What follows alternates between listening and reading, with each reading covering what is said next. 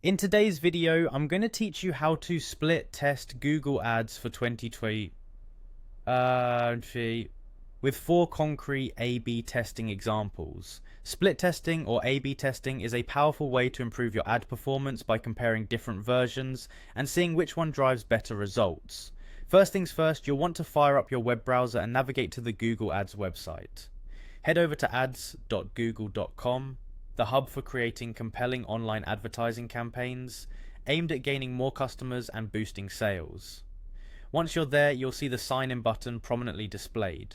Click on that to access your Google Ads account. After you've signed in, you'll find yourself on the Google Ads homepage. It's a familiar dashboard where you manage your campaigns and keep track of performance. On this page, you'll want to locate the Campaigns tab, which is typically found in the navigation panel. Clicking on campaigns will take you to a comprehensive list of all the campaigns that you've set up. Now, amidst these campaigns, you'll find an option called Experiments. It's the go-to feature for setting up and managing your split tests. When you click on Experiments, you'll get redirected to a page with an array of testing options. Here, you should select Custom Experiments. This allows you to tailor your tests precisely to what you want to analyze, whether it's different ad types, audience targeting, or bidding strategies. Selecting custom experiments is crucial because it offers the flexibility to test out exactly what will enhance your ad performance.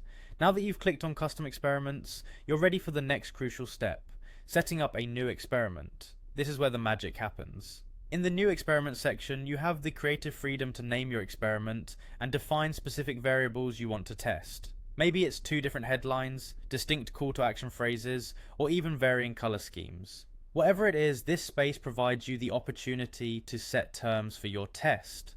Once you've specified your variables, make sure to allocate a percentage of your budget to the test for a period that will yield meaningful results. It's an important phase that ensures your test reaches a significant audience for reliable findings. Now here's an added tip: keep an eye on performance throughout your test. It's wise to set reminders to evaluate interim results against your campaign goals. As you monitor your progress, remember that patience and attention to detail are key. Let the data guide you. It's all about iteration and learning what works best for your audience. Ultimately, at the end of your split test, you'll be equipped with insights that allow you to fine-tune your campaigns for optimal performance, driving better outcomes and greater return on investment. And there you have it, a straightforward walkthrough to mastering the art of split testing with Google Ads.